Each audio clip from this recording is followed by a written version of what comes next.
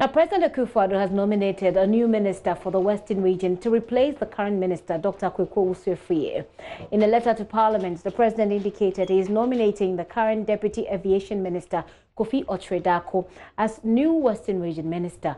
The president has also appointed Deputy Health Minister Kingsley Abuaji-Jedu as Minister for Western North region. Then there is a list actually of all the ministers who will be filling the position of the newly created regions. But Joseph Gakpo joins me on the line from Parliament. He's got some more details.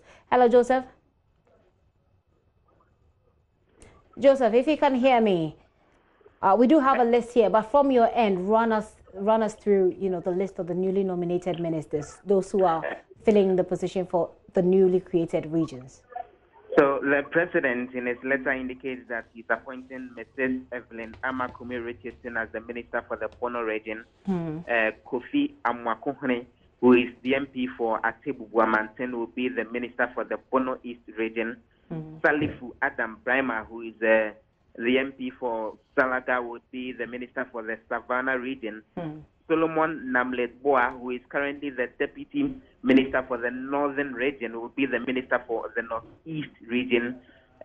Kingsley Abuaji-Jedu, who is an MP in the Sisi area and currently deputy minister for health, is being appointed as the minister for Western North. And Kwabena Oche-Darko-Mensah, who is currently the deputy minister for aviation and also a member of parliament, will be the minister for the Western region. And that is very key because we all know that until now, Dr. Akufo-Addo, who is the MP for Sesi, also has been the Western regional minister. And the indication is that Kwabena Oche-Darko, the deputy aviation minister, will be replacing him as the minister for the Western region. And we also have Kweku Owusu-Yeboah, who is being appointed as minister for the UT region. The chairman of Parliament Education Committee, Siaka Stevens, who is the MP for German South, will be the deputy minister for the Bono region, and also the vice chairman of Parliament Committee on Local Government, Benjamin Yeboah-Setre, is being appointed as deputy minister for the Ahafo region. The final 5 other appointees are Samuel Yeyutika, who will be the deputy minister for the Savannah region, Sahiru Tia Ahmed, who will be deputy minister for Northeast, John Benham, who will be deputy minister for the Northern region, as well as Alex Tete, who will be deputy for Western North, and Johnson Abulete, who will be deputy minister for the Volta region. Well, interesting list there, Gakpo. And I'm right when I say that this is we've got 12 new appointments, correct? Yes, the indication is that there are 12 new appointments, apart from what we're seeing in some of the regions where some of those were already ministers of the substantive regions are being moved to other areas. This list, for example, shows that out of the about 14 persons who are appointed, there are about 12 of them who are new, who are joining on as ministers and deputy ministers going forward. So, well, it definitely increases the number from 110 to about 122. Gakpo, do we know anything about these new people in terms of acceptability? What was the response in Parliament today after this announcement? Well, their colleagues are mainly excited about the fact that when you look at the list that had come in out of the 14 people, we have about 7 of them who are sitting members of parliament, and so the MPs know them quite well.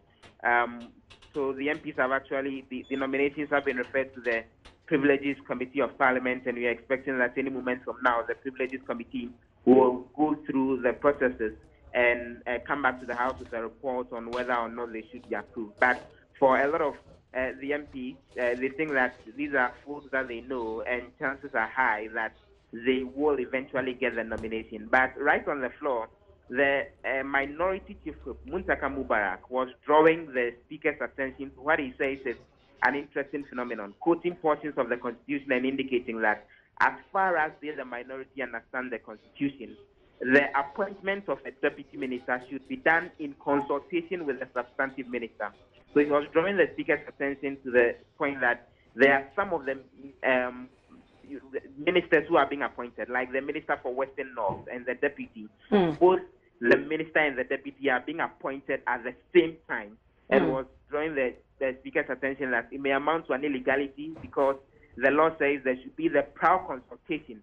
But the Speaker shot the consent down and indicated that this forum, as in Parliament, is not a place to debate such a thing. They could take it to the Appointment Committee or anywhere else to possibly deal with that claim of a possible constitutional breach. Well, Gakpo, before I let you go, we understand that National Security Minister Albert Kandapah has been telling Parliament that he will, on 5th March, submit to the House a report. And that report is supposed to be the 2017 report on security and intelligence agencies. Wrap it up for us, how that interaction as well went. So Samuel Okudzeto-Ablakwa posed the question on when exactly the minister will bring that report to the House, because the Securities and Intelligence Act 1996 is categorical that every year the minister is supposed to bring a report on all those institutions, the BNI and all the other agencies, to the House.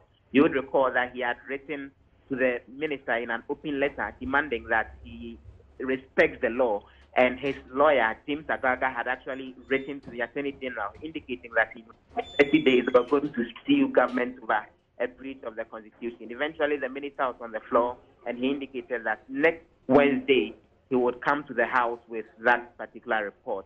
The House is still in session. They are debating the report of the Committee on Defense and Interior on the Public Holidays Amendment Act. You recall that late last year, the amendment was brought to the House, which would allow for the making of 7th January as well as 4th August statutory holidays. And the committee is recommending that the House accept this, but the minority are against it. They say even if the majority uses their numbers to approve it, they'll reverse it when the NDC comes back to power. They are still debating that particular amendment for possible approval. Joseph, thank you very much for that update. Joseph Opoku Gakpo, our Parliamentary Affairs correspondent, bringing us up to speed on what's happening in Parliament. So now you know there are new ministers and their deputies representing the newly created regions, and we've taken you through a list of them, who they are and how they've been accepted in Parliament. We've also told you about how the ministry, how the National Security Minister Albert Kandapah will be bringing the 2017 report on security and security agencies to Parliament. So there you have it.